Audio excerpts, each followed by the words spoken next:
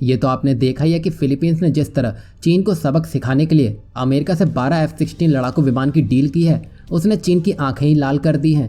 क्योंकि अब जवाब देने के लिए फिलीपींस के पास कुछ ऐसा होगा जो चीन को चोट पहुंचा सकता है। अब इसी कड़ी में दोस्त इजराइल ने भारत को कुछ ऐसा ऑफर कर दिया है जिसने बालाकोट में तहलका मचाया था। दरअसल बालाकोट एयर स्ट्राइक में अपनी क्षमता का लोहा मनवा चुका स्पाइस 2000 बम के छोटे वेरिएंट स्पाइस 250 को इजराइल ने भारत को ऑफर कर दिया है।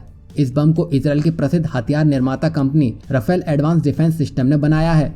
ये नेक्स्ट जनरेशन का हवा से जमीन पर मार करने वाला प्रिसीजन गाइडेड म्यूनिशन है। इसका मतलब यह है कि अगर लंबी दूरी से स्पाइस बम को दागा जाएगा तब भी ये अपने लक्ष्य को बेहद सटीकता से भेज सकता है। और यहाँ खास बात तो यह है कि इजरायली एयरफोर्स भी इसका इस्तेमाल कर रही है।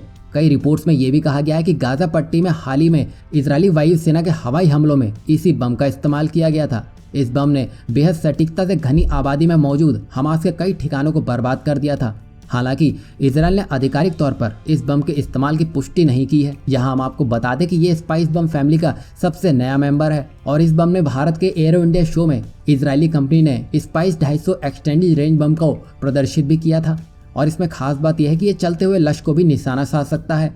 एक बार उड़ान के दौरान ये कई लक्ष्य को आसानी से ट्रैक कर उसमें से एक को पिन पॉइंट एक्यूरेसी से भेज सकता है। ये अत्याधुनिक बम जीपीएस की गैर मौजूदगी वाले क्षेत्र में भी आराम से काम कर सकता है। इतना ही नहीं, इसे दिन या रात खराब मौसम में भी फायर किया जा सकता है। यही कारण है कि इस बम को अपनी श्रेणी का सबसे घातक हथियार माना जा रहा है। और इसमें खास बात तो यह है कि यह बम केवल जमीन पर ही नहीं बल्कि समुद्र में भी अपने टारगेट को बर्बाद करने की क्षमता रखता है। छोटे और हल्के वजन वाले स्पाइस 250 बम को तेजस जैसे लाइट कॉम्बैक्ट एयरक्राफ्ट में भी आसानी से जोड़ा जा सकता है। और ये स्पाइस 250 बम 150 किलोमीटर दूर स्थित अपने दुश्मन को आसानी से उड़ा सकता है, क्योंकि इस बम में टर्बोजेट इंजन लगा हुआ है। इससे अब आप समझ सकते हैं कि अगर भारत के पास स्पाइस 250 आ गया तो ये पाकिस्तान के साथ ही साथ चीन को भी लोहे के चने चबवा देगा।